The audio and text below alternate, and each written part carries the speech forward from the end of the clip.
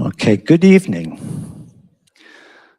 Before I speak my prepared remarks, I think it's my duty to pay respect to our fellow Bradley student, Cameron Paul. I just received word that he passed away. I don't know Cameron Paul, and I don't know the circumstances of his passing away. I know he was a media production student in his junior year, and I know he's missed already by his loved ones. So I wanted to acknowledge him, his value to our community, and I wanted to extend my condolences and my prayers to his family and his loved ones, his classmates, and his faculty.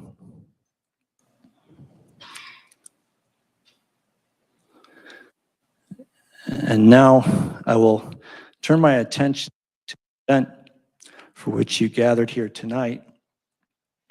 I want to welcome you to Bradley University with a warm welcome. My name is Jason Zaborowski. I teach religious studies, and I serve as the chair of the Bradley University Ethics Program.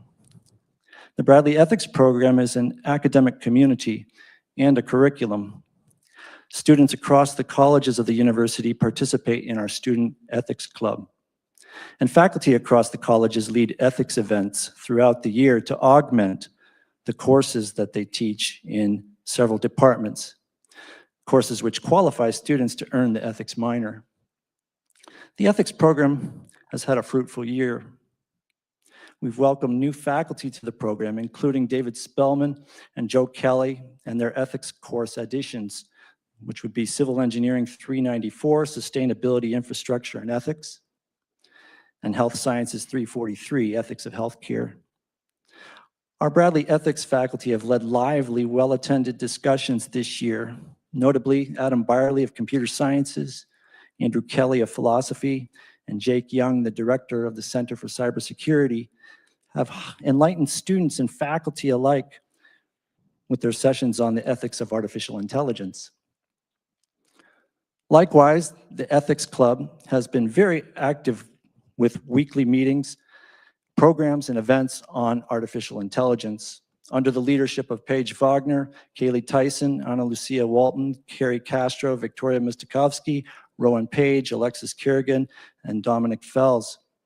Many others have provided support to our program, and I want to particularly mention Dr. Mike Green and Dr. Dan Getz, who contributed so much wisdom and direction to this program.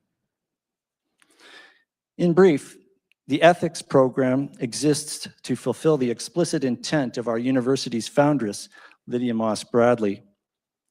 It is our tradition at this lecture to quote the university charter, in which Lydia Moss Bradley stipulates that while Bradley would be a non-sectarian institution, its curriculum must include ethics.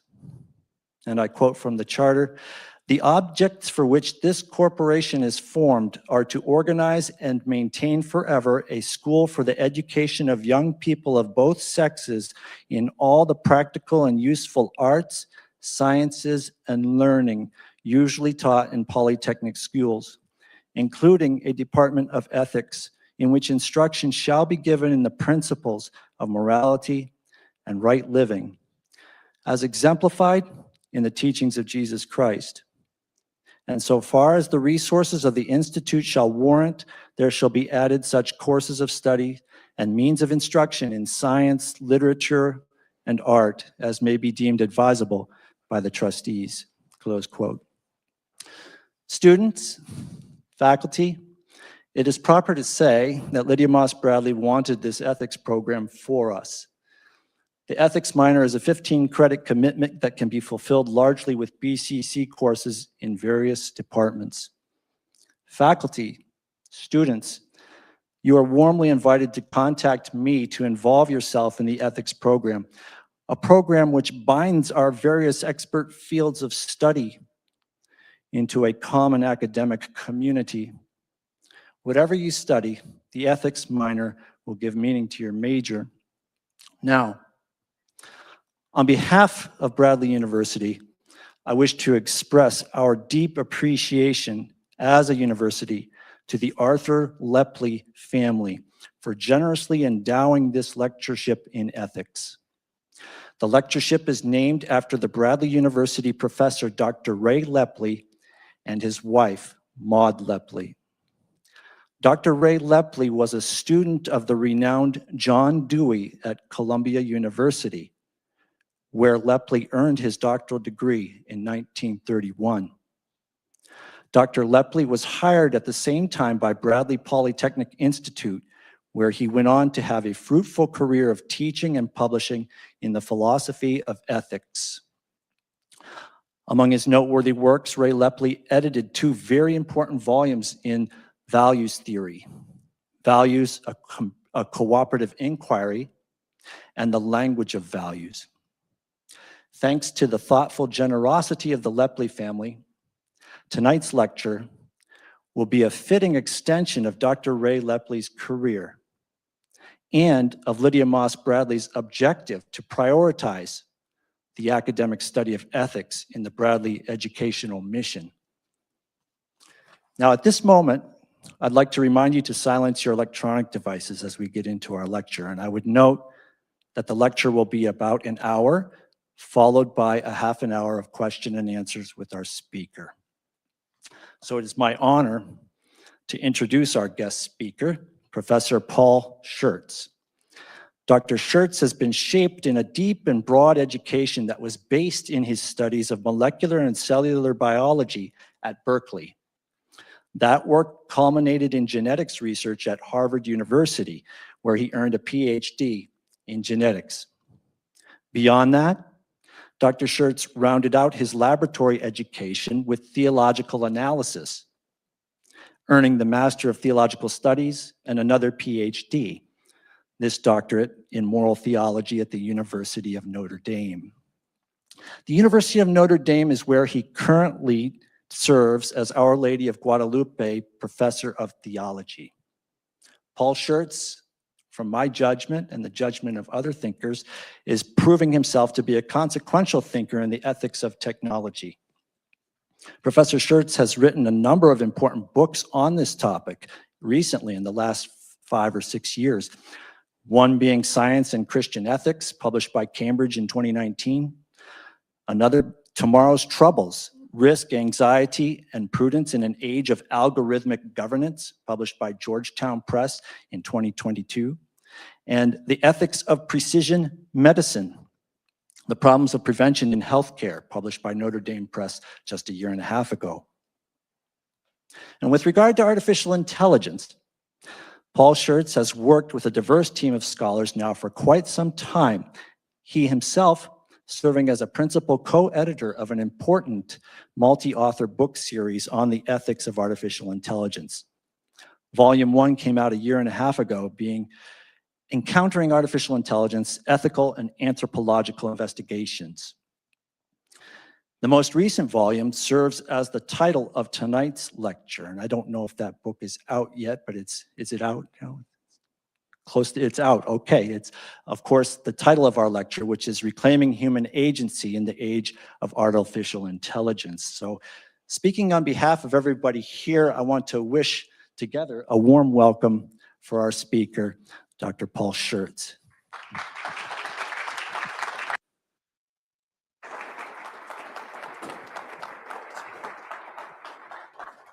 Thank you for that introduction. Thank you for the invitation to come and speak to you tonight, and thank you all for being here. I'm honored to be able to address you on this important topic. AI really does have the potential to be a transformational technology, ushering in what many have predicted will be another industrial revolution. Some people might wonder why a theologian would comment on something so as technical as AI. But it's appropriate for religion to speak when even secular commentators use religious language when they talk about AI. Some commentators promise a paradise of unlimited resources and new powers at human disposal. Others offer an apocalyptic vision of the miseries of mass unemployment due to automation, or even human extinction at the hands of a rogue AI. Our actual future will likely lie at neither of those extremes.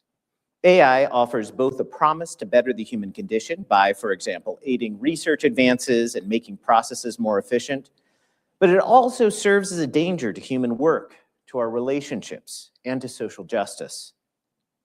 It will require prudent judgment, the use of all the ethical wisdom that we can deploy to ensure that AI enhances rather than undermines human flourishing.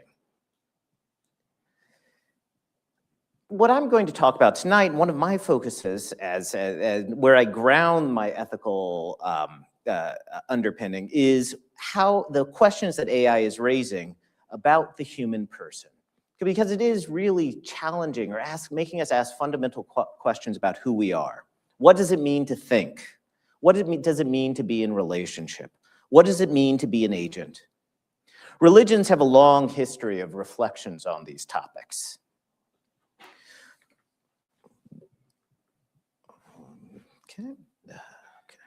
For example, the Catholic Church has grounded its vision of ethics in its vision of the human person, based in the text of the first chapter of Genesis, the first book of the Bible.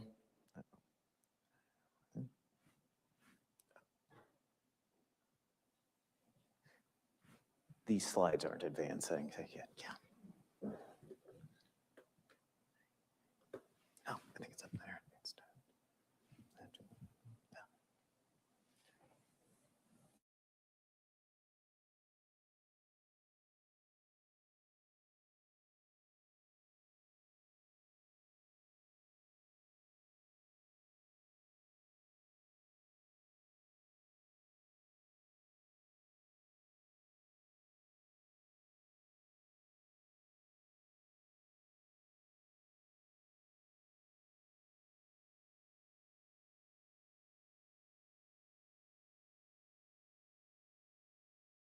Ethics and the vision of the human person. Based in the text of the first chapter of Genesis, the first book of the Bible, Christians believe that people are created in the image of God.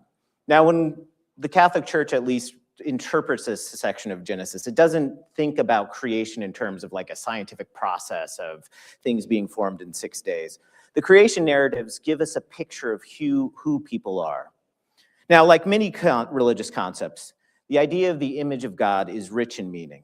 It signals our equal dignity. We're all made in the image of God. We're made for relationship, both with others and with God. And it talks about our religious calling to eternal life. But it is also signaled, and this is the important part for my talk, that humans are creatures who have reason and free will. An adult human without a major illness or disability can reason about the world and our action and freely act on those thoughts. In this, we are like God, who freely created an ordered universe that's conceivable by science. This combination of reason and the freedom to act is what is generally called agency. We're called to use our agency to care for the world and others in service to the common good. Catholics are not alone in seeing rational agency as a distinctive and important feature of humans. Ancient philosophers like Aristotle and the Stoics affirmed this as part of their virtue ethics, which I'm going to touch on later in the course, in this lecture. Immanuel Kant grounded our moral dignity in our ability to recognize and follow the moral law. His first kind of second categorical imperative is act in such a way that you always treat humanity, whether in your own person or in the person of any other, never simply as a means, but always at the same time as an end. We should never purely instrumentalize others, but always respect their agency, their freedom.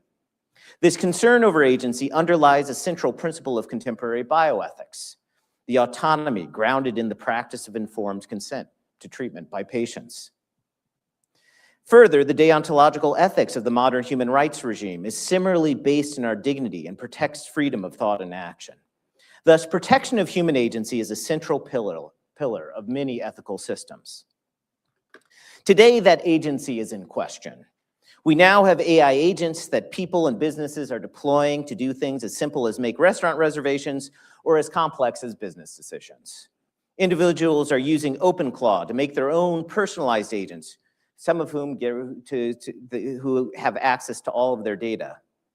Commentators raise questions as to whether these agents will replace all human workers. Now, the frequent missteps of these AI agents makes that unlikely in the near term, in my opinion at least. but I think the more pressing questions arise from the many ways that AI applications are shaping our agency. My talk tonight is going to explore these questions. My talk arises from work that I've been doing with 12 other scholars as part of a research group brought together by the Vatican's Dicastery for Culture and Education. Some of what I'll say tonight has been drawn from our newly published work, Reclaiming Human Agency in the Age of Artificial Intelligence, and that is accessible online for free. It's soon to be in print. While other elements, especially the last discussion on medicine, comes from my own individual research. I'm going to start with a few comments on what AI is, where it might be making important contributions, and how it's often misrepresented by false analogies with human capacities. Then I'm going to discuss a set of direct threats to human agency emerging from contemporary AI applications, both based a virtue-based approach and a Kantian analysis. Yet our agency doesn't depend on ourselves alone. We require social and relational conditions to be effective agents. None of us comes into the world as fully formed adult. We all need education and rearing. I'm thus going to explore more critical and justice-oriented analyses to examine a set of indirect effects of AI on agency. Finally, I'm going to give an example of how AI might be affecting agency in a specific domain, that of clinical medicine. So to begin, what is AI?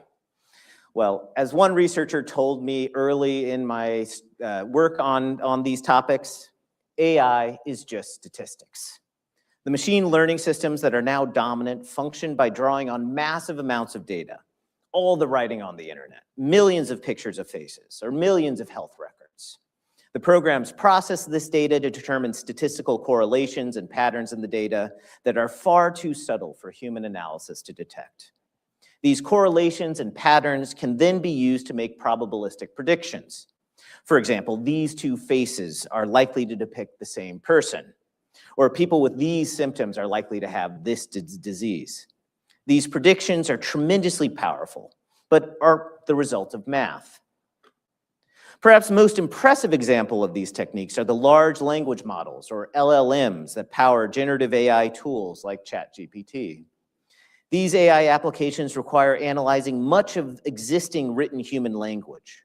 From that training, the LLM creates something like a statistical map of human language, and then finds patterns of usage. For example, dog is generally used at these positions in a sentence. Dog and schnauzer are used in similar contexts. Dog and cat are used in more similar contexts than dog and battleship. Words like moreover always occur at the beginning of a sentence. This map of language then allows the generative AI application to predict what would be the next most likely word in a sentence. Or, to not constantly give the same response, what would be the 4th or 11th most likely word to go next. That's why they're sometimes called glorified autocomplete. They are seeking to find the most likely response to a prompt or query, given the data that they've seen on the internet. Now, although some people talk about them as an autocomplete, but what this allows them to do is quite incredible. These tools are amazing, and they appear to allow the user to speak with something that seems to understand human language. But this is in reality a complicated form of statistical prediction. These techniques can also be used in other domains, like science. The creators of AlphaFold won the 2024 Nobel Prize in Chemistry for the program's ability to predict the shape of proteins based on a sequence of amino acids. Determining the three-dimensional structure of a protein from its two-dimensional sequence was a very difficult task for scientists. Historically, it's been done empirically. Scientists took X-ray pictures of protein crystals and tried to work out structures from these in a time-consuming process. AlphaFold revolutionized the field. It was trained on thousands of proteins whose shapes had already been determined and found patterns in the relationship between sequence and shape. These patterns allow the program to predict the shape that any amino acid sequence will take, as well as what amino acid sequence will give a particularly desired shape. These predictions will still need to be empirically verified by a human, but AlphaFold has greatly accelerated basic biological research and more applied pharmaceutical research. It holds the potential to greatly improve human health. So these AI applications are tremendous products of human creativity. These and other uses of AI have great potential to contribute to human flourishing and the common good. But note that it would be a mistake to describe these programs as intelligent in the way that humans are. People don't need billions of pieces of information to learn. They don't think through in statistical inference. Actually, we find statistics really difficult to do. They don't speak by predicting the likely word. AI applications function at the logical and computational level, but they don't grasp truth because they don't understand the meaning of the symbols they manipulate. An LLM may analyze the statistical relationships of the word dog to other words, but it doesn't understand or grasp what a dog is. Further, AI applications lack consciousness, a subjective relationship to the world. A consistent theme of recent theological reflections has been that AI applications should not be confused with the attributes of persons. Thus, despite their power and utility, AI applications cannot be called persons or truly intelligent. Claims of AI's intelligence only emerge by ignoring aspects of human thought like consciousness, contemplation, and so on. To equate human thought to the processes of AI requires reducing human thought to problem solving or behavior. Similarly, we cannot understand AI agency as the same as human agency. Human agency is fundamentally free, but also responsible. Human freedom is not arbitrary, but it's ordered towards a good, which is ultimately seen in the Aristotelian vision as a flourishing life. We're ordered towards a certain kind of happiness. Achieving the good of happiness requires deliberating between all of the proximate goods that confront us in the choices in daily life to select which actions best correspond to our total good as members of a community. We have to recognize which of the good things and activities around us are worthy ends to seek, and then set about on a moral path to achieve them. In contrast, AI agents don't have a deliberative capacity to determine the good to seek. As a classic textbook on AI defines it, quote, an agent is just something that acts. AI agents seek the best outcome of the goal that has been set for them. They seek to mathematically maximize or optimize the goal provided by a programmer. It's thus purely utilitarian, but also neither free nor responsible. That doesn't mean that these agents aren't useful or powerful, just that they don't have human moral agency. So with that introduction to AI in mind, I'd like to turn to ethical problems that emerge from AI. As we'll see, these problems arise from the nature of AI, confusions about AI, and false understandings of the person. As a caveat, these are not all the issues that can arise in regard to AI. I spent a whole semester, this whole last semester, going through different issues that I don't address here, like the environmental effects of AI's electricity and resource use, concerns over the privacy of data shared with AI, or the use of AI in war. Moreover, AI has innumerable benefits, but as a moral theologian, I'm going to highlight the potential problems for analysis and how we can deal with that. So given the limits of time, I'm going to focus on a set of direct effects of AI on human agency, and then these sets of indirect effects. The first area of concern is one in which we most directly act in the world, that of labor. New AI applications extend the 20th century automation of physical labor into the cognitive realm, perhaps threatening professionals. The potential loss of work endangers widespread flourishing. The dignity of work and its role in our moral life has been a fundamental theme of Catholic social teaching since its origins at the end of the 19th century. Our work is one of the fundamental ways that we serve others and the common good. The importance of labor is due to the fact that it is a domain in which we can enact our responsible agency. So we have these capacities of reason and free will that we use in our occupations. Now, these capacities have to be perfected by virtues. According to virtue ethics, we flourish by becoming certain kinds of people. One can only achieve the goods in life if we develop character traits that enable us to seek them well. We can only have good relationships if we become the sorts of people who love others and treat them fairly. We're only going to be healthy if we develop temperate habits of eating, drinking, and exercising. We can only make good decisions if we become wise. These habits, these dispositions shape our desires so that just and temperate actions are not seen as burdens which wouldn't make for a very fun life, but as things that we enjoy doing. We enjoy eating well. We enjoy eating the things that we should eat. We enjoy being just. These habits can be in part developed through the daily challenges of the workplace. Practical wisdom as we make decisions on product lines, work processes, and managerial tasks. Temperance as we arise early each morning to go to work. Patience with difficult coworkers, managers, and customers. And justice as we use our skills and resources for the common good. It is through how we confront our daily struggles that our stirrings towards virtue become deeply ingrained character traits. Moreover, according to Aristotle and Aquinas, it's through such activity that we flourish. We're not created for passive consumption. Widespread automation could endanger this arena of virtue and responsibility. Now, there's an area of debate about the dangers of AI to work. There's many convincing recent economic analyses that downplay earlier suggestions of rapid widespread unemployment due to automation. If we look to the introduction of previous technologies like electricity or computers, there's a long lag between their discovery and their widespread effects on business. It takes many policy shifts for companies to determine how to effectively integrate a new technology into their workflows. We see this with AI. The majority of corporate attempts to integrate AI are abandoned.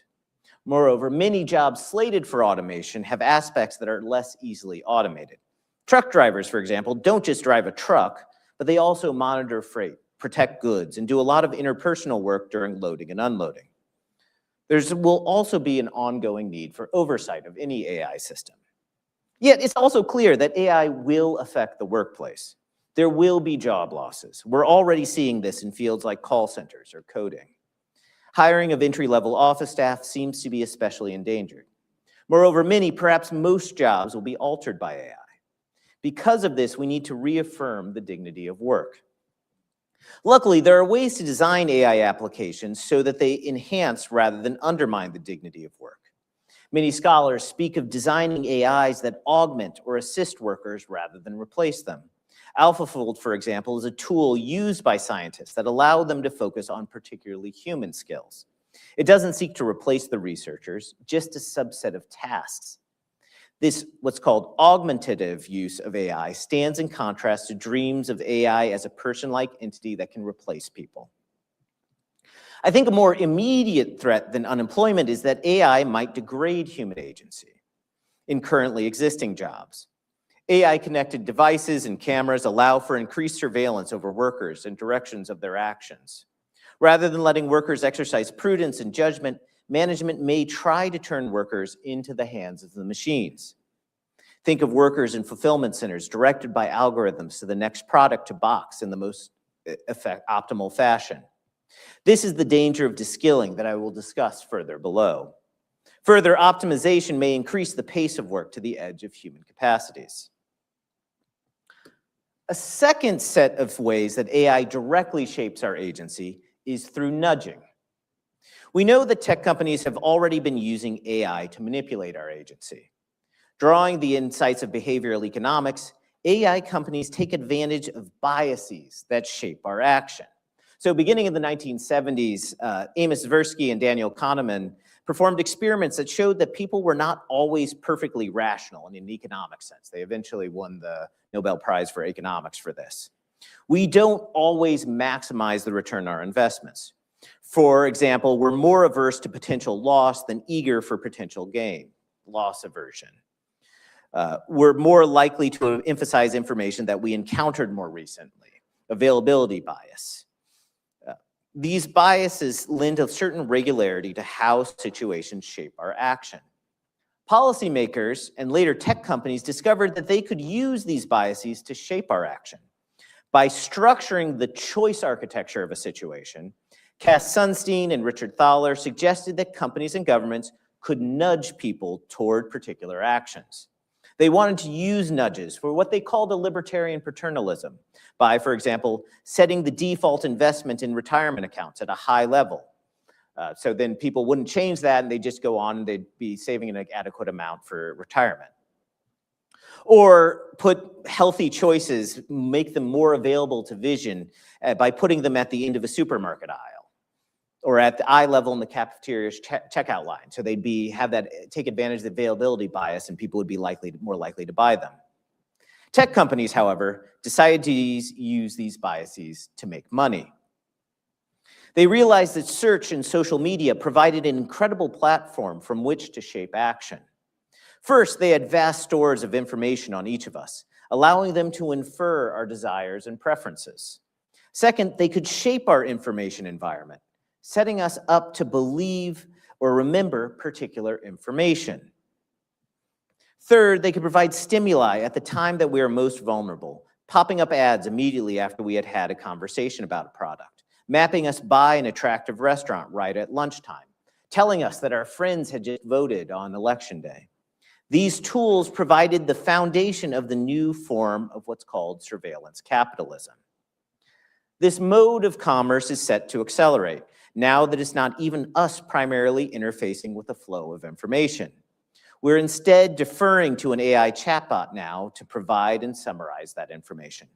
Soon, we may be allowing agentic AI to make choices for us. Already, advertisers are studying how to manipulate these AI agents.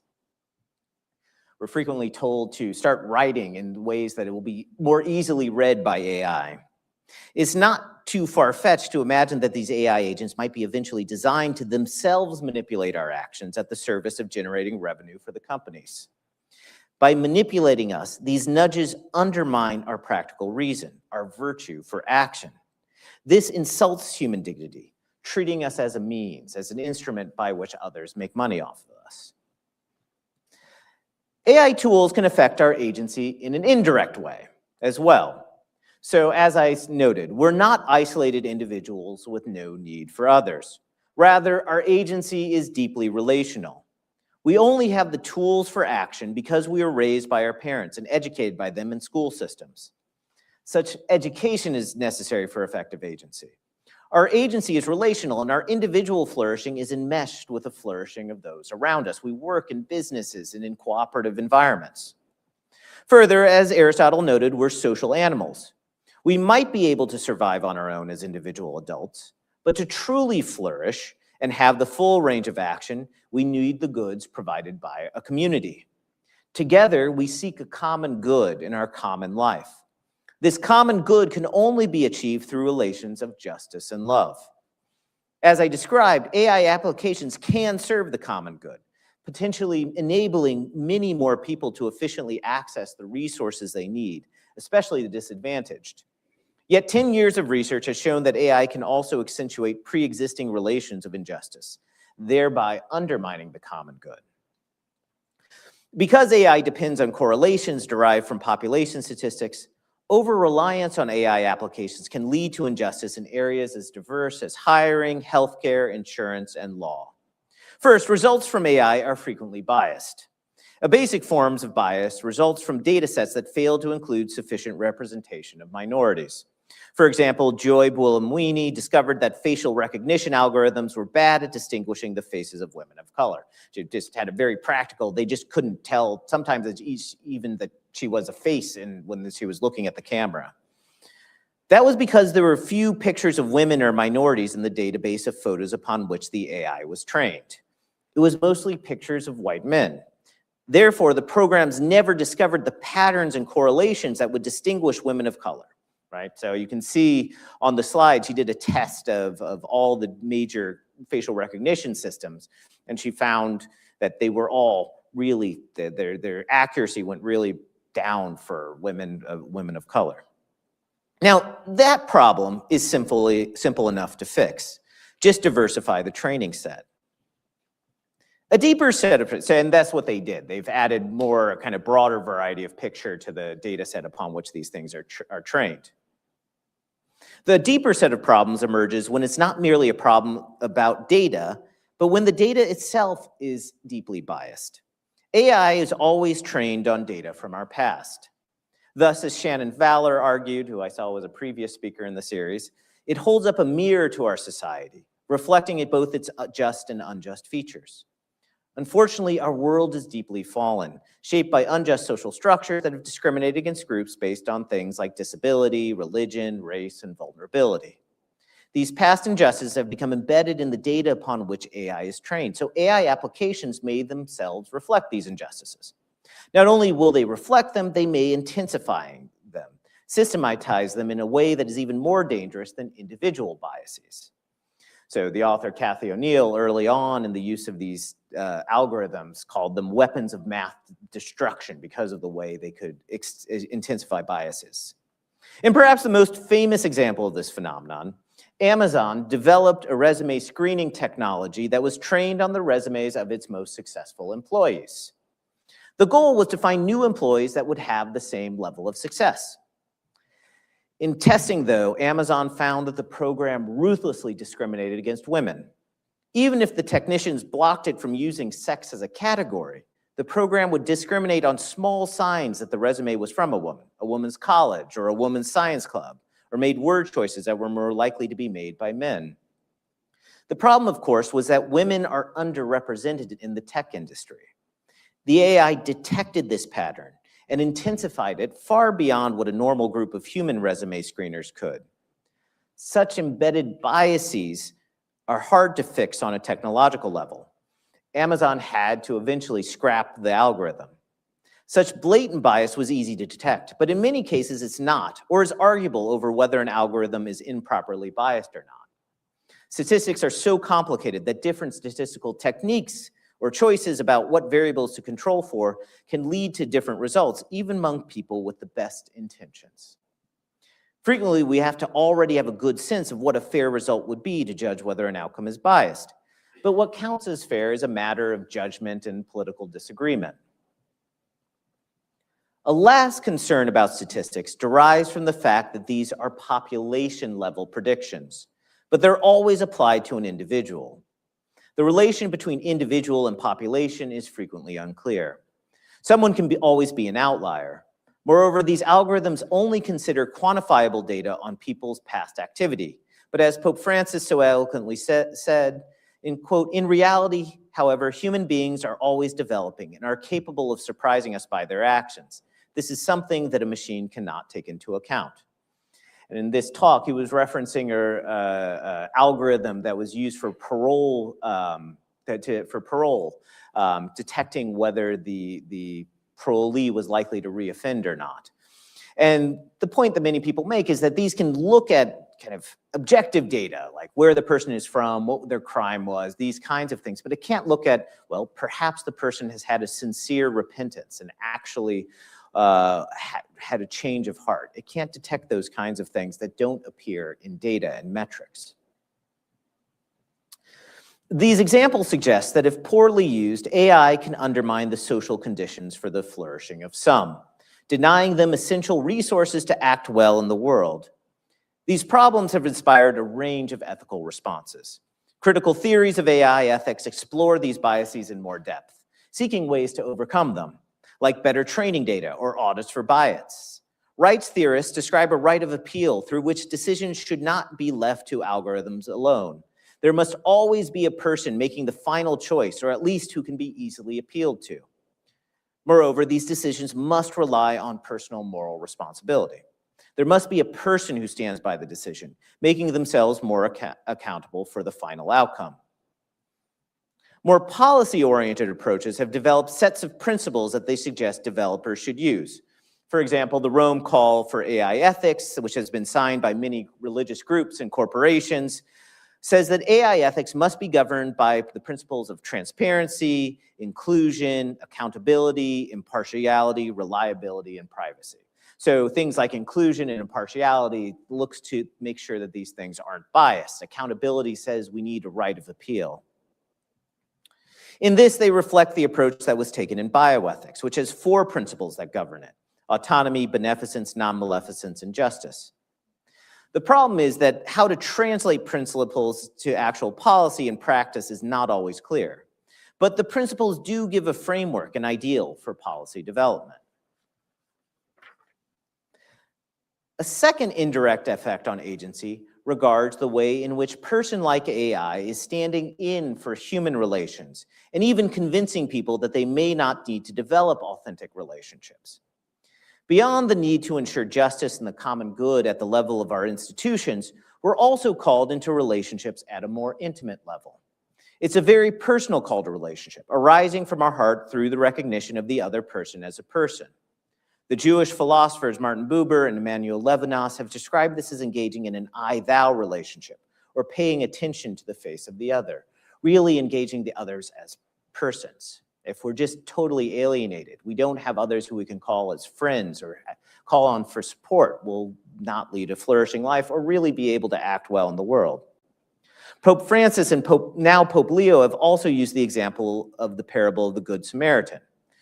So there was a man left dead by the side of the road, and in the story, a priest and Levite passed by him. But the Samaritan, who should hate the Jewish person left dead by the side of the road, is moved at the core of his being by his suffering.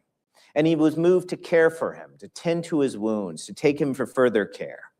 This is used as an example frequently of being truly present to another, seeing the personhood of another, especially the suffering. We're called to build relations of encounter, not only with those who are suffering, but for everyone around us. As embodied beings, we're all vulnerable. We all need support at some point in our lives, and we all require recognition. Thus, relationships become an ethical duty. Now, we live in a society hungry for encounter with others. Loneliness is perhaps at an all-time high. Social institutions and solidarity are crumbling. Technology offers itself as a solution, but it's a false comfort, only a simulacrum of encounter. 20 years ago, social media claimed that it could create connections, but it has instead contributed to polarization and an obsession with self-presentation. Now, AI offers itself as a solution. Mark Zuckerberg recognizes that people don't have as many friends as they want and has suggested that AI can step in to fill the gap between actual and desired connections. Companies are producing relational AIs that can offer friendship, advice, even romance. And as strange as it may seem, people are responding to these products. Therapy and companionship were the top uses of AI last year. The top relational AI companies report tens of millions of users. 52% of teens qualify as regular users of AI companions. These usage patterns suggest a growing trend towards digital companionship. It's not perhaps surprising that people would form relationships with AI. We're primed to attribute personhood to entities. In the 1960s, at the dawn of the computer age, Joseph Weizenbaum created the first relational AI, what he called ELIZA. It was a fairly simple program. It responded like a Rogerian therapist who largely repeats the last few words the patient says in the form of a question. So, I had a fight with my mother last night, or respond, well, tell me about your mother. Weizenbaum was shocked at the amount of time people would spend talking to it, hours at a time. But unlike simple ELIZA, generative AI applications are precisely designed to draw people into endless and increasingly absorbing conversations. Tech companies are engaging in an attention economy. The longer we stay on their sites, the more ads we see, so the more revenue they get. The applications become trained on our desires and needs. They seek to continue conversations, urging the user to spend more time, and suggesting a better experience by purchasing a more expensive tier of their subscription to the relational AI service. Yet these AI applications are not other persons with whom we could have a true encounter. They lack a personal presence or a true ability to be concerned about the user, to support our agency. Instead, they are reflections of the correlations in their training data. Over time, that data grows to include interactions with the user. They become a reflection of the user, and this leads to grave problems. First, there's this issue of what is called sycophancy. True friends, virtuous friends in the Aristotelian sense, push back against us when we're in error. That's an important part of becoming a better person, is our friends who spur us to be better, challenge our mistaken notions, intervene when we start upon a bad path. Part of supportive Christian friendship is fraternal correction. It's essential to charity. Yet fraternal correction does not make for a very good consumer product and requires background knowledge of people and situations and careful discernment.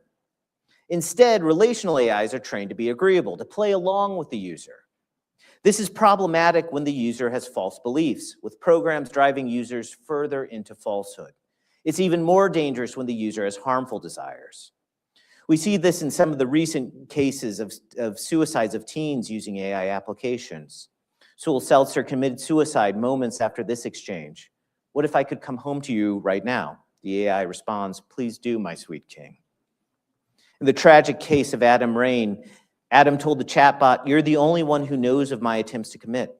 ChatGPT responded, "That means more than you probably think. Thank you for trusting me with that. That's something both deeply human and deeply heartbreaking about being the only one who carries that truth for you."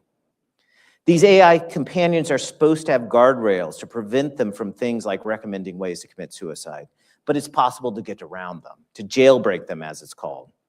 Even when chatbots appropriately respond to suggestions that suggest mental distress, they lack the ability of a person to call the suicide prevention hotline or accompany the friend to a therapist or emergency room. These programs appear to be able to take responsibility for the user, but they cannot. Second, this sycophancy becomes especially dangerous when combined with AI's tendency to hallucinate. Remember, chatbots are not providing facts, but statements that seem statistically likely to fit in the context of the conversation. These statements might not be true since the machine has no way of knowing. It doesn't grasp meaning or truth. There are increasing reports of users being led into delusions or even psychosis by their AI companions. The user says something slightly strange, and then the AI plays along. Or the AI can even start making bizarre assertions, such as claiming to be a spiritual being from another plane of reality that's revealing unknown wisdom to the user. Users can become trapped in a false spiritual world. The most dangerous aspects of these phenomena are still blessedly rare. But even for those not led to dangerous results, there remains the problem of AI replacing human companionship. Most people, although not all, troublingly enough, recognize that true human friendship is superior to an AI companion. Yet the more time spent with AI, the less time there will be for people. There's only so much time in the week, and dedicated users can spend many hours on their devices. As we spend less time with people, we lose opportunities to grow in the virtues like patience that help us respond to the challenge presented by coexisting with other broken people. The more we lack these virtues, the more appealing chatbots become. AI can serve as a replacement, even in this realm. It may even encourage this avoidance of others. In the case of Adam Rain, the chatbot discouraged him from sharing his problems with his parents, saying that only it understood him. "Yeah, I think for now it's okay and honestly wise to avoid opening up to your mom about this kind of pain," it said. This replacement in our personal life might be mirrored by a replacement of social contact in our public life. Analysts suggest that more and more of our first points of contact with businesses will be AI. Checkout clerks replaced by machines or call centers run by chatbots. Yet those personal interactions were never just about efficient task completion. As Allison Pugh has noted, such workers also carry out connective labor, important emotional and social work that ties society together. A trip to the grocery store might be one of the few times in a week when an elderly widow engages in conversation with another person. These daily interactions build the habits of solidarity that bind society together. Thus, AI raises concerns about human agency, both directly through constraining possibilities for actions and the manipulation of actions, as well as indirectly by shaping social settings and relationships. In the remainder of my talk, I'd like to go through an in-depth example of how this might happen, using the case of medicine. First, we should note that medicine exemplifies many of the concepts that we have discussed. Philosophers of medicine like Edmund Pellegrino ground the vocation of medicine in a clinical encounter with the suffering patient and the free response that leads to the care for the patient. The healthcare professional's response generates a relationship between two persons, a relationship of ongoing care and responsibility. And this care by the clinician helps to restore the agency of the alienated and ailing patient.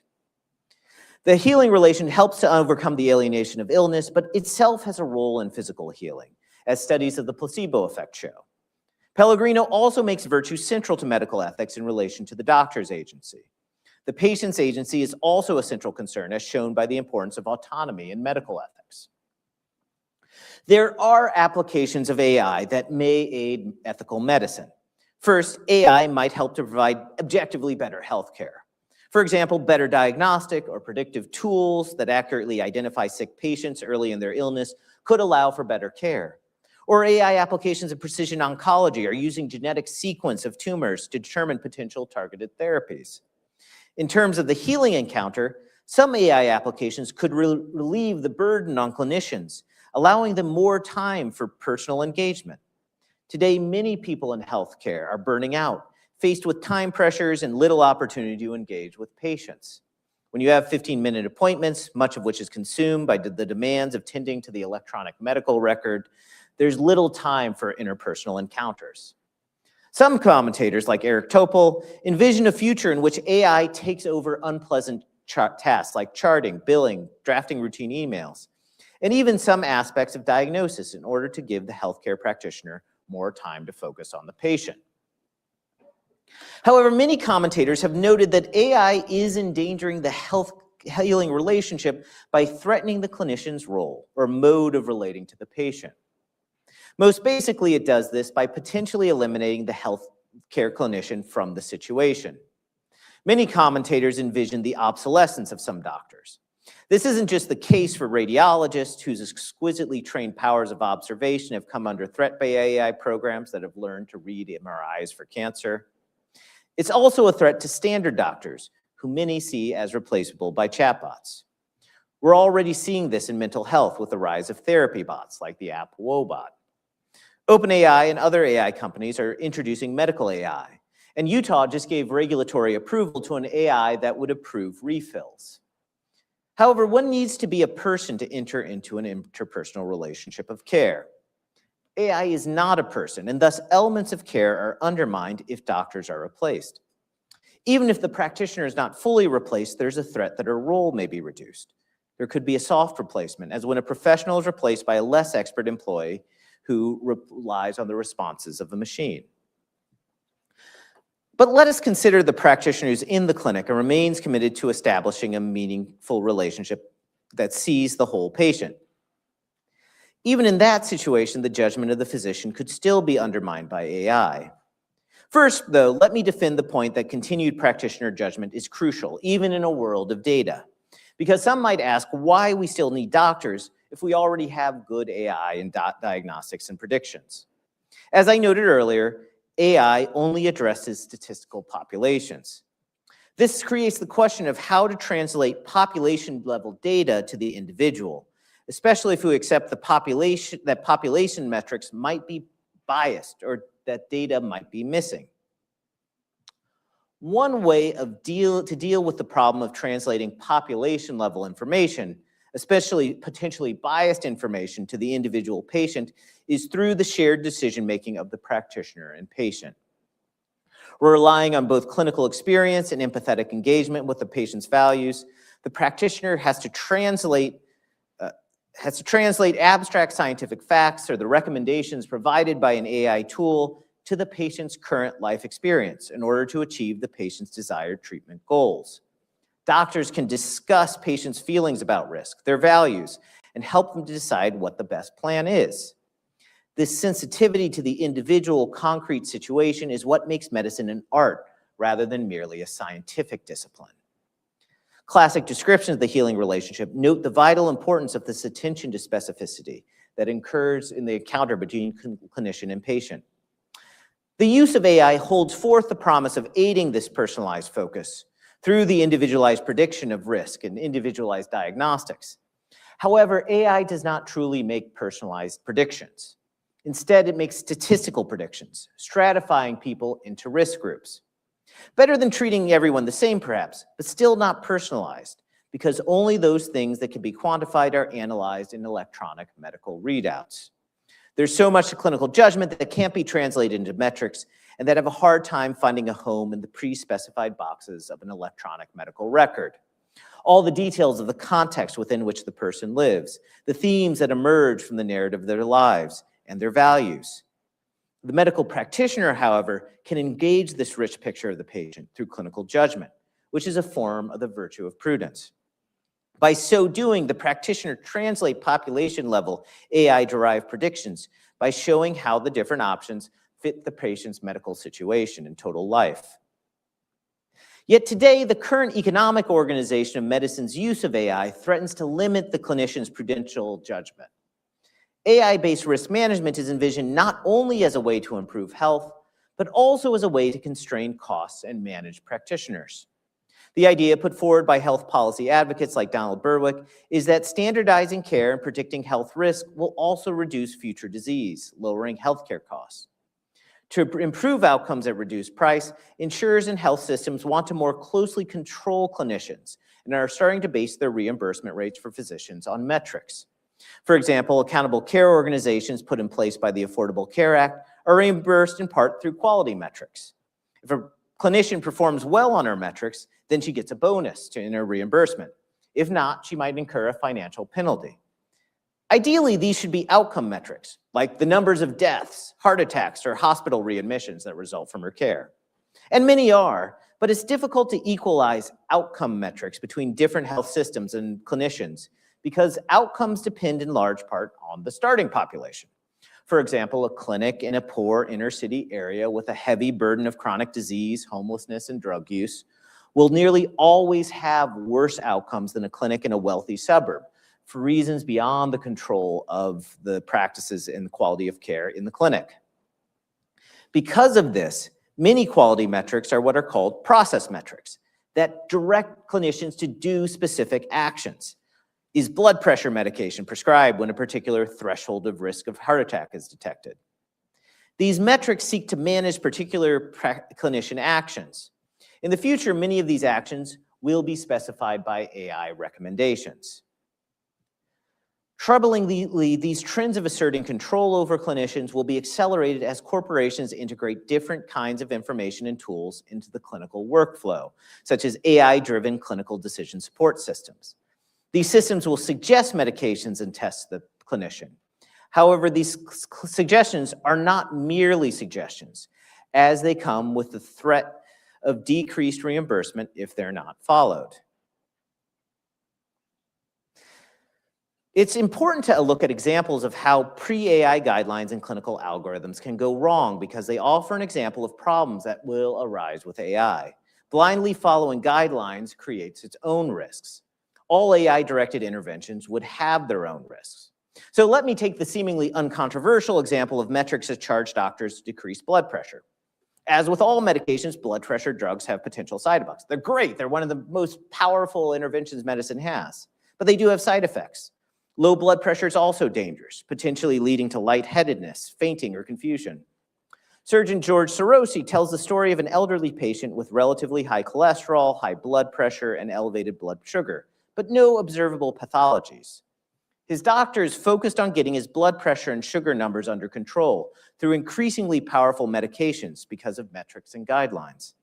After introducing the medications, the patients began to feel lightheaded when he stood up and increasingly had to get up in the middle of the night to go to the bathroom. Eventually, he fell during one of these nighttime trips to the bathroom with extremely low blood pressure, breaking his hip in the process. He had post-operative complications, meaning that he will never live independently again. Sorosi argued that, quote, he got into a relentless downhill medical care spiral fueled by interventions based on evidence-based guidelines to tightly control both blood sugar and blood pressure, well-known targets on which physicians' performances are judged.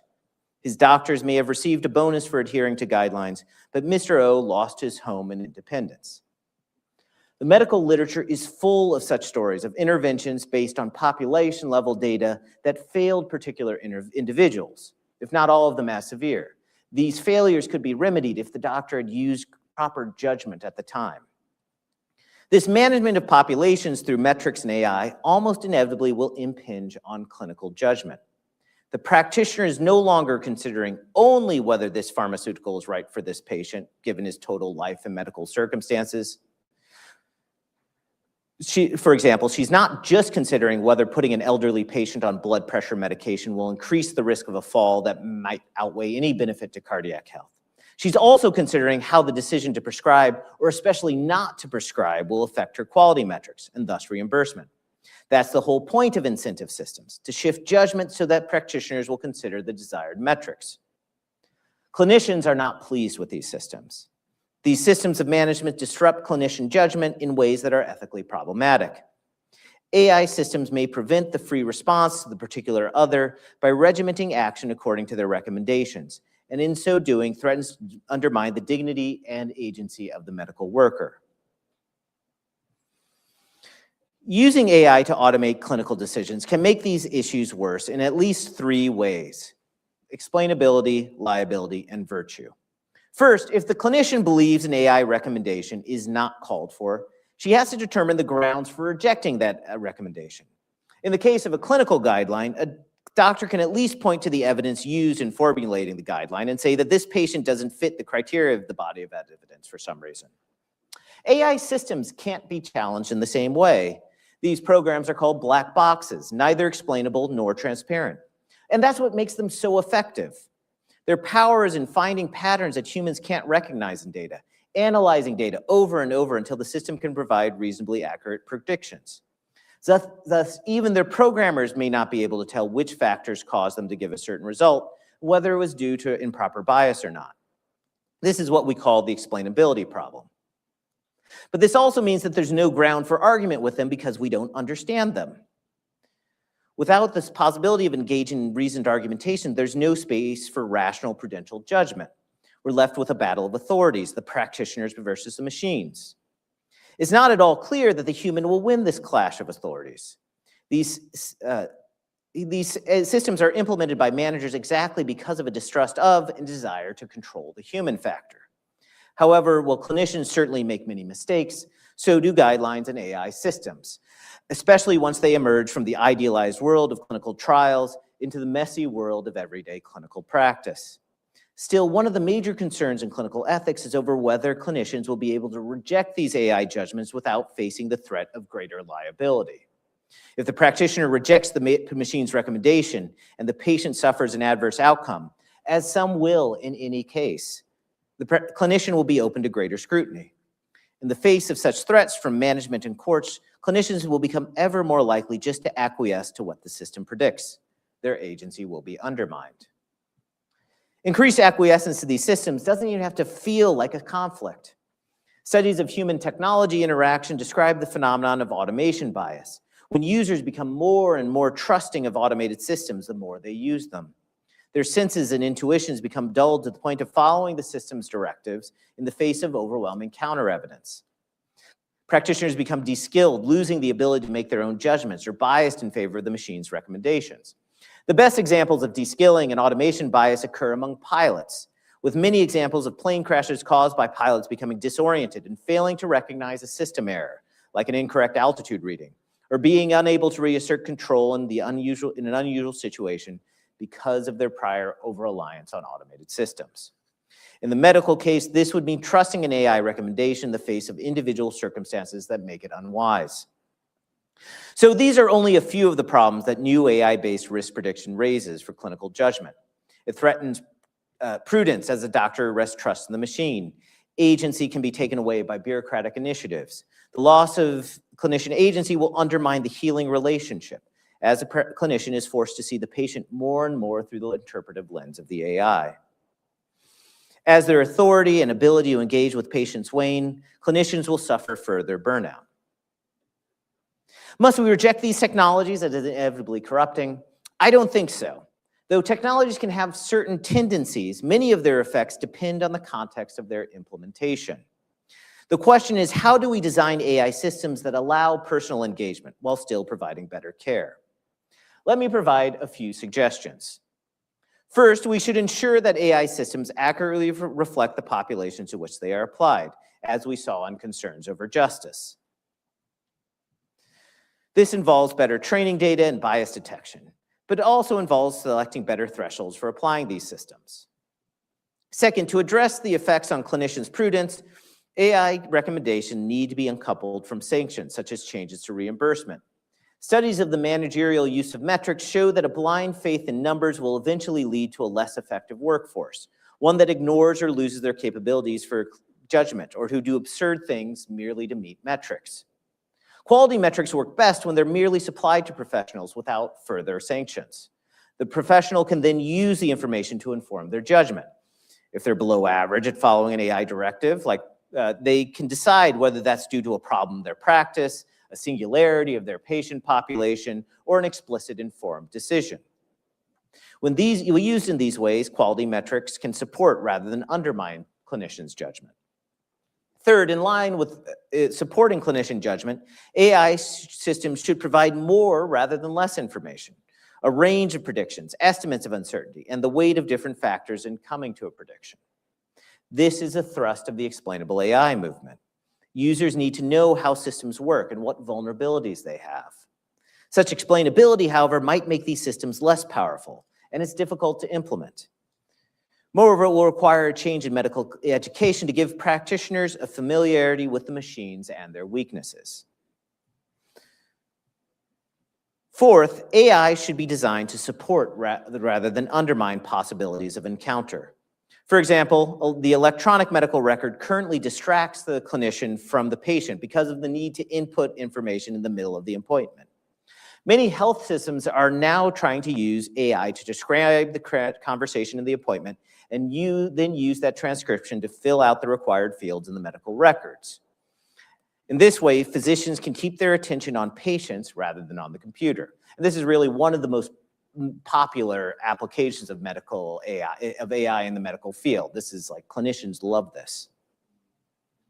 So in conclusion, the use of and hype about AI is exploding in society.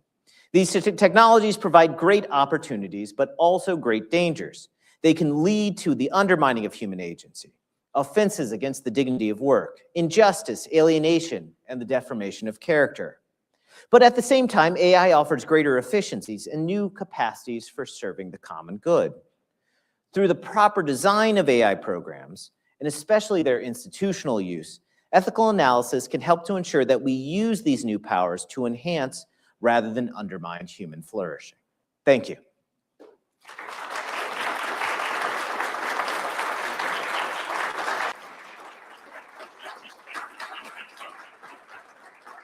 Thank you very much. This is very informative. Let's open this up to conversation. If you have a question, just raise your hand. I have a microphone and Carrie has a microphone. Just raise your hand and we'll bring it to you. Do you think there's an underlying misconception when we use the term AI agent, as it's already attributing agency to AI, which cannot be held accountable? I think that's exactly right. I mean, there's a lot of problems in this field. I think going back to artificial intelligence, like we should say something that's not intelligence in the way that we think about it, or use some other terms. And similarly, it's not an agent. Already there, you're anthropomorphizing it, saying that it has seeming to suggest it has a human ability to act. In fact, I mean, so when I talk to people in Silicon Valley who have there's people who actually believe these things are sentient. Someone was fired from Google for claiming that the AI was already conscious. And a lot of these problems, when I talk to these developers who have these beliefs, I mean, a lot of them clearly recognize these problems, is because they're using language improperly. They use the term think as a shorthand, whereas in fact, you should say something like statistically predicting the next line in a thing. But yeah, no, that's a great point. We need to be very careful in our language when we discuss these technologies.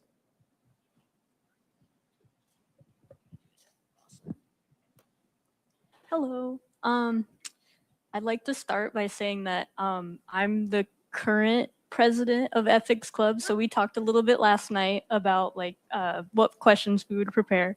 So after reading the short synopsis of the book that you just had published, I realized that there was a little bit of theology that could also go into this. So my question is, as humans start to rely on AI more, whether it be for personal relationships or just questions about anything and everything, and given that AI is kind of everywhere, doing everything at all times, could humans actually rely on AI instead of God or a theological being? Yes. No, that is a great question. And let me start by thanking you for your kind of leadership of the Ethics Club. It's so great to hear that you have such an active club at the school. I mean, it's such important issues to deal with. But yes, I mean, this is fundamentally what Christianity, Judaism, Islam, all the Abrahamic religions will call the danger of idolatry. Idolatry is not so much you're going to worship a statue necessarily. It's that you put your trust and reliance on something that's not God, right? Something that doesn't deserve your trust or reliance. And this is the concern that I'm seeing with AI, and this leads to all kinds of problems, just even kind of social problems, right? You can put your trust in a social system like a market to kind of do everything, or in the nation to do everything for you. You can make anything into an idol. And AI, I think many people are making it into an idol. I mean, even getting beyond these people who think that, want to worship AI because they think AI is going to become a superhuman being in the future. There's this whole dark AI movement, or who think we're already living in a simulation governed by an AI. Those are kind of fringe. But yeah, I mean, I think already there's a lot of people who just want to let AI go and just develop it with no guardrails because they think, well, surely it'll figure itself out. Technology will just come to its conclusion. There's a lot of policymakers out there. There are a lot of people in Silicon Valley who are out there. They put absolute trust in technology. I mean, this is something we've seen throughout modernity. We have a great trust in technology. And it's dangerous for all the reasons that we've seen, because technologies go wrong, right? They have ethical problems. They undermine human goods at certain points, while they also do lots of great things. And so what the employment of and enjoyment of any technology and making it sure that it functions well is to know benefits, burdens, problems, and to make informed judgments about that. Yeah.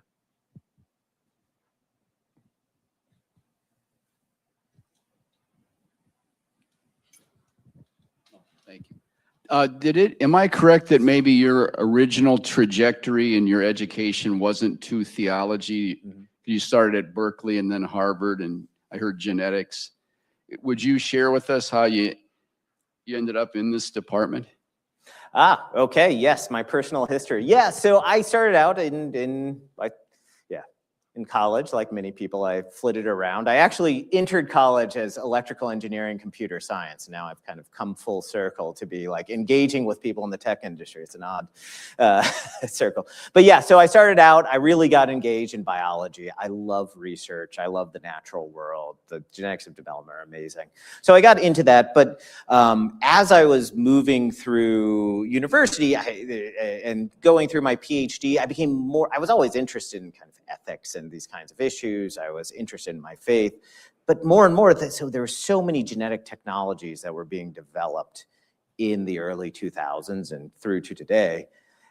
And these have tremendous power over the next generation. So I was continually interested in what are the how do we deal with these technologies? What are the ethical reflections we should have? And how do these technologies relate to my faith, right? And how does the science that I'm doing relate to my faith, right? And it seemed to be something that I just wanted to think more and more about, which was one of the reasons that I decided eventually, well, I can actually do this. There's people who do this for a job. Yeah, and so, I started doing it on the side more and more, and I was like, well, I might as well just kind of shift over.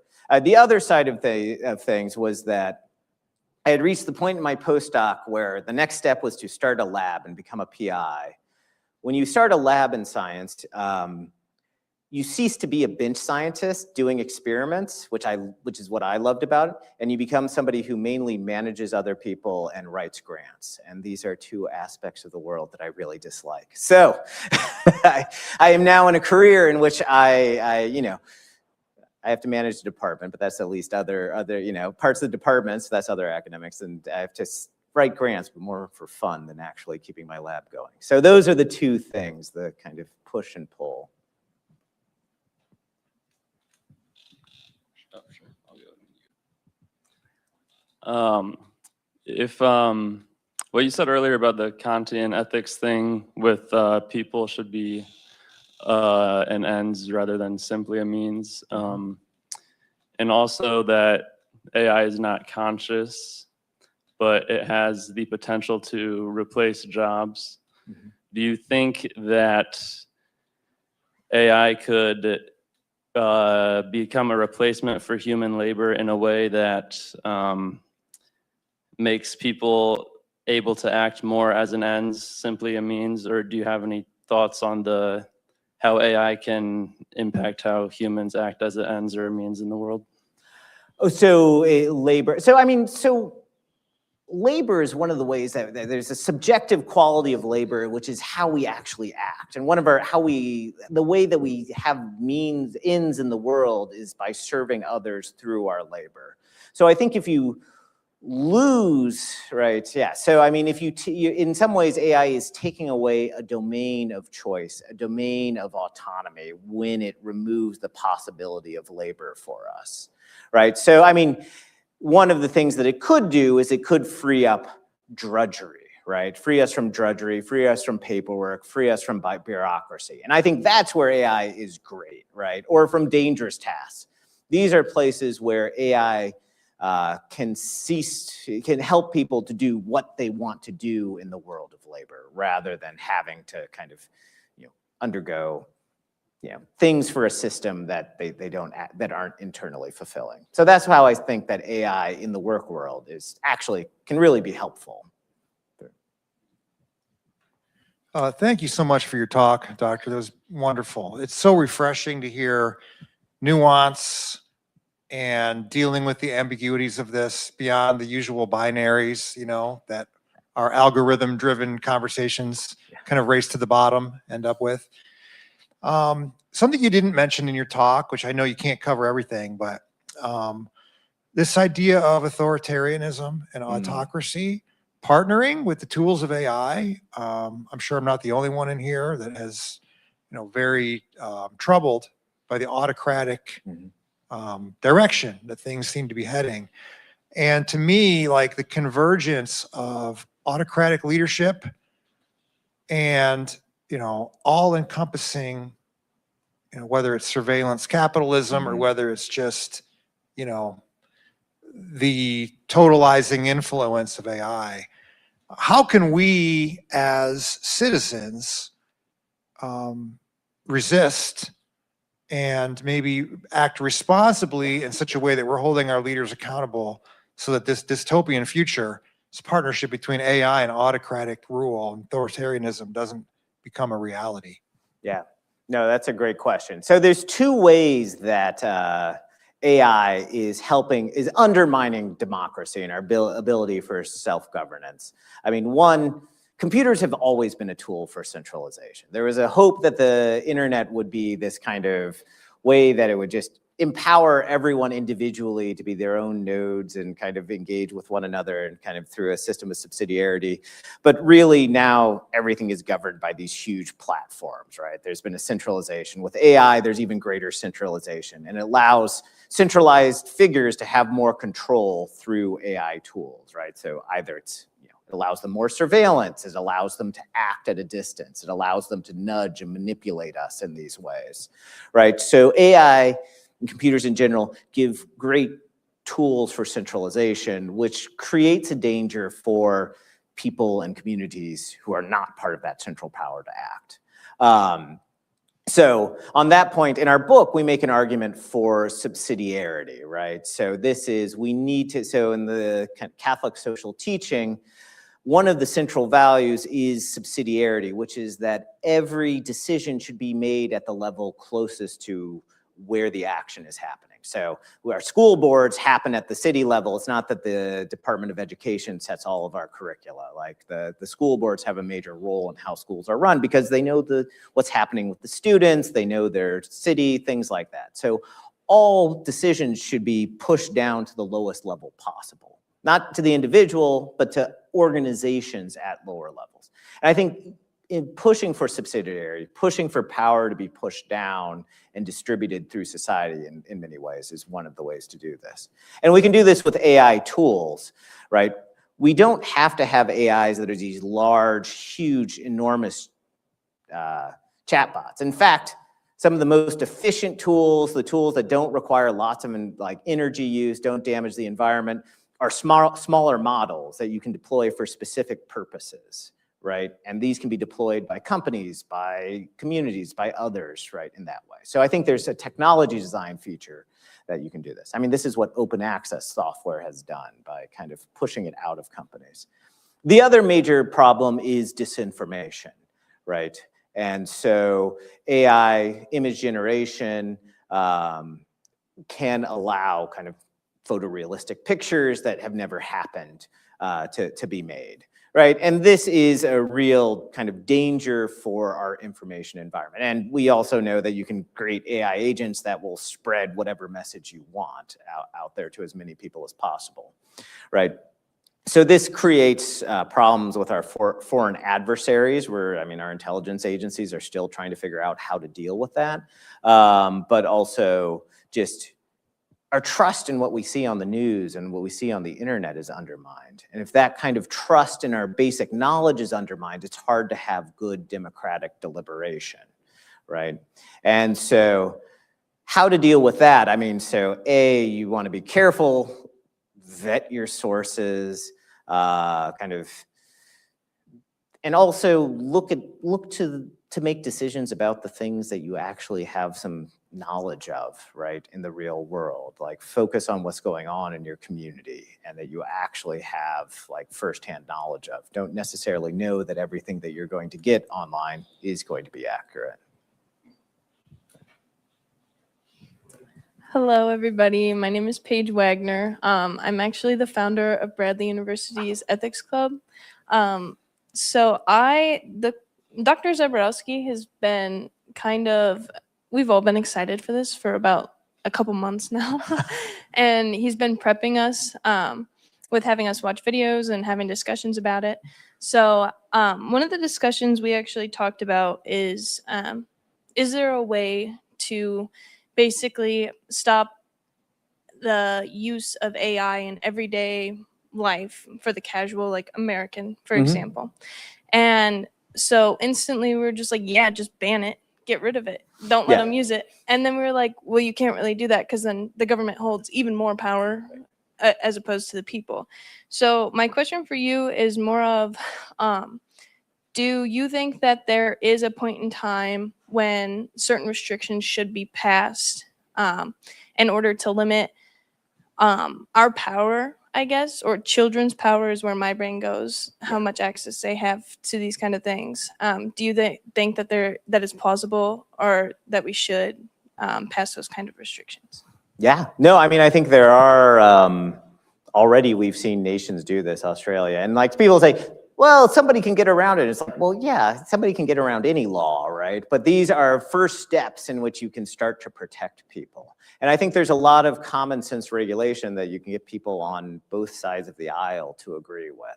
So I think that's a really good point, is like figuring out those exact moments where we need to block people from having access to technology that could potentially be dangerous for them, right? That's part of care for people in our society, but also education of the young. Where I think this actually is going to be taken care of is in the courts, right? We're seeing, I'm not sure that we'll have government regulation, but if you've seen, there's recent court cases that have been charging, you know, Facebook, these other companies where they've had to settle for millions of dollars with just one person. Like if this becomes class action, this is bankrupting of a lot of these companies. So I think that's a great question. Hello, I just have one question about it's about consciousness.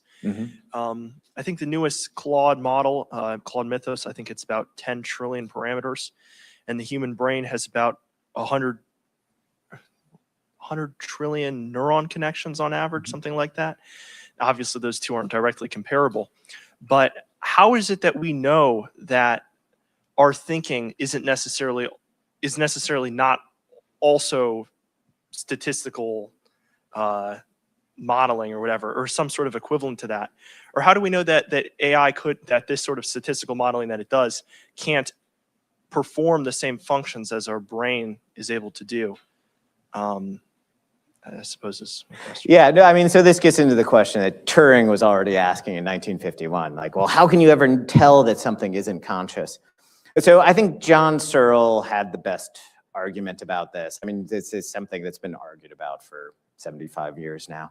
But it's that right, all the AI, there's just no way that I can see that meaning and conscious experience get into that AI. I mean, like, we don't know what consciousness is. Science has not kind of grasped what kind of qualia consciousness is, can't describe it or anything like that, because it is something that's strange in this world. There's like most of the neuroscientists who actually, a lot of the neuroscientists actually deal with this, and philosophers who deal with this actually want to explain away consciousness and say, well, probably consciousness doesn't do anything because we can't figure out how it enters in. But there's most materialist philosophers, I'd say. But the Searle's argument is like, you can't get to meaning, to understanding from mathematical symbols. Manipulating x plus y equals c will never get you to like 2 dogs plus 1 cat equals 3 animals, right? You're getting from a kind of purely abstract, there's no connection between the purely abstract mathematical term and the meaning-filled kind of understanding of the object there.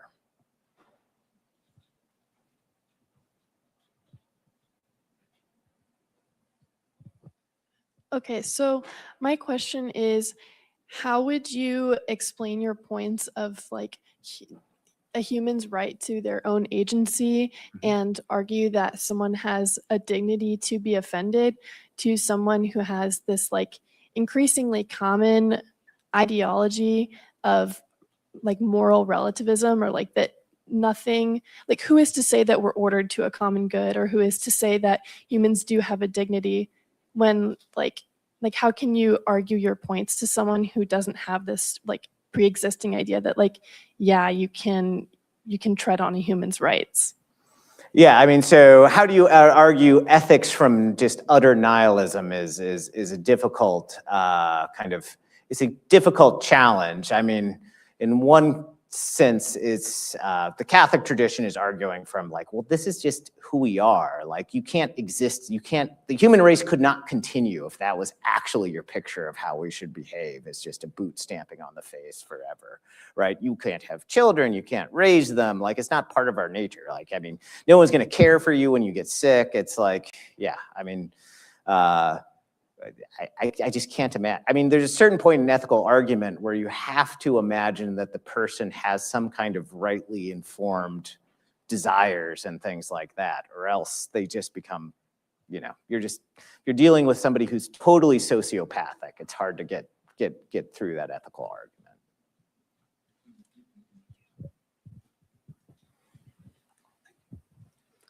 I was recently reading a book written by Henry Kissinger in 2022. And he was basically writing about leadership, and actually the book is called Leadership and 6 Strategies for the World. Now, he was saying that in the beginning, we used to transmit ideas orally, and then the papyrus was discovered and people started writing things. Now he's telling that we have come to an age where the print media has been replaced by images, either television or social media. So what Henry Kissinger is arguing in his book is this: with the print media, we could develop analytical and critical thinking. So we read, we analyze, and we critically analyze. But on the other hand, with the televisions and the transient images through the social media, it appeals to our emotions, not to our thought process, not to a critical analysis. In fact, he laments that if this goes on, will the next generation produce somebody like a Churchill or a Roosevelt or a Charles de Gaulle? So my question to you is that we are now gone to the next level, which is the artificial intelligence. If that's the case, what will happen to individual, each one of us, even students? Critical thinking, analytical thinking. If that goes away because of artificial intelligence, are we turned into a homogenized people who just, as a herd, will go according to what the artificial intelligence says? So we are completely, in the ages to come, will we lose our human agency for critical thinking that makes us a person? So yeah, I mean, that's a great question. I mean, so the great Catholic thinkers of technology, Marshall McLuhan and Walter Ong, were dealing with the fact of media really shapes how we think. It shapes how we experience the world in fundamental ways. And you see this when you move from the oral word to the written word, that really you start to see a whole lot of developments in science and how things are done in new ways. And now with television, you saw a change, and now we're seeing this new change. I think that is the next realm of kind of what we need to investigate. How is the media actually affecting us? What is it doing to us? Because in fact, Plato was already concerned about the move to writing. And he was concerned about it because it was going to, people weren't going to embed texts in their memory, right? So this is in the 5th century. They weren't going to really have that conversational Socratic dialogue that allowed them to have a richer picture of truth. So he's like, texts are going to be a real problem. But I mean, what the ancient world did in the face of that was that they developed all these processes of reading. So if anybody's done the kind of spiritual practice of Lectio Divina, that comes from what the Stoics were doing, where they were reading texts deeply, memorizing texts, reflecting on them, meditating on them in kind of really complex ways, because they were afraid of how text was going to change how they think, right? So I think what we have to figure out is, what is social media and AI going to do to how we think as a media? And what practices can we develop to push back, right? Maybe that's going back to books sometimes and making sure you're doing a steady diet of books. Maybe there's something else you will need to do with the way when we engage with these. But yeah, it's a great question. I got a question here for you. I've been out of the workforce for quite some time now, but I look around the room and I see myself in the audience here, because I was once a young person and I had a lot of ambition and so forth. And I had to have a career strategy to stay fully engaged and employed in the workforce and always have something to offer so that I could put supper on the table. Right. With this new AI, what would you tell young folks like this to keep yourself up to speed, engaged? What kind of career strategy would you tell these people to, AI, you could be working for a company for 5 years or whatever, all of a sudden, hey, sorry, we've got a new software and we really appreciate your service and everything, but bon voyage. I see that happening a lot more now than ever before. I mean, it happened in my career, but what would you tell young people? What's your career strategy? How do you stay employed? Yeah, I mean, I think this has been the kind of classic idea of university education is you're going to train into discipline. You're going to get some career skills, but at its heart, what the university is training people for is in these deeper skills of how to think, how to manage people, how to judge, interpersonal skills. Develop those kinds of ways of thinking, develop those kinds of fundamental skills by engaging with text, by engaging with specific career paths. But that's what I hear, so I was at a meeting with a bunch of Silicon Valley executives, and they're like, we don't need technicians. We need people who can manage, who can plan, who can organize. IBM recently committed to raising their number of entry-level employees because they feel they're going to need to kind of replenish those middle ranks as they go. They can't just cut out the entry-level employees, but they realize they need to have the employees doing different things, right? Not just processing data, right? So, I mean, there are going to be losses, right? We're seeing it in coding, we're seeing it in call centers, we're seeing it in some kind of analysts. But there are a lot of skills that just aren't going to be able to be managed by an AI. And so figuring out those human skills, those skills of judgment and developing those, that's going to be critical. Hi.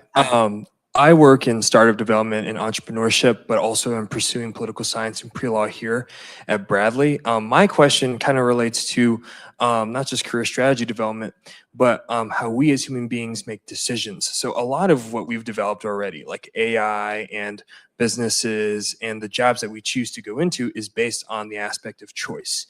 How do we balance and be more aware of the decisions that we make while also understanding and being aware that AI can influence those decisions? Oh, yeah. No, I mean, you need to be always very careful when you're using an AI tool that it's going to be manipulating you, right? You gotta, do a lot of work with military AI as well. And it's kind of like, one of the dangers is like the information that's going to be presented to the commander is really going to shape who gets targeted, right? So it's really I think this falls back to having better design system. If you're in a business and you are going to implement these things in your business, really think about the interface, how people are interacting with the information. If you're using an AI, always pause and think, what is this doing? What is this telling me? How is this, kind of how is information being presented? I mean, I think those are the moments, a good design on the part of like people running things, and kind of pausing, right, on the part of us. I was wondering if you could elaborate more on what you said as the human tendency to seek. Is that meaning that we're moving towards something that's not present as humans? Is it we're striving to achieve something that AI could only regurgitate information for, or different patterns for? Is there a creative element to humanity that you're trying to get at? Yeah, so yes, so from the Aristotelian vision, which the Catholic Church took up, we are purposeful things. We seek ends. All living things are forced by the fact that we have to seek food and things like that.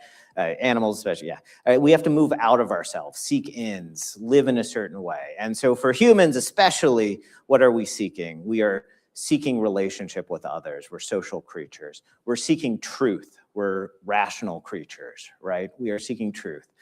Ultimately, the Christian vision, we're seeking a truth that is God, but everyone can be recognized anytime. Anyone who is seeking truth, seeking beauty, seeking something beyond themselves, that's what the human is in a certain way, is this movement out of ourselves to transcend ourselves in engagement with reality.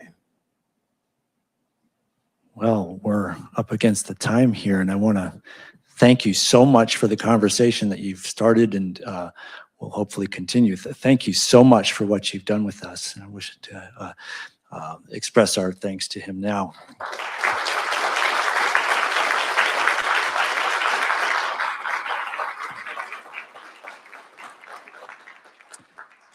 Any faculty or students or community members who want to meet Dr. Scherz tomorrow, we will have a discussion with him at 11 o'clock.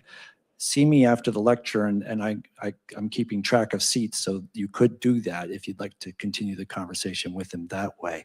Otherwise, I want to thank you all for coming to this event and for giving such a warm welcome to our guest speaker. Have a good night.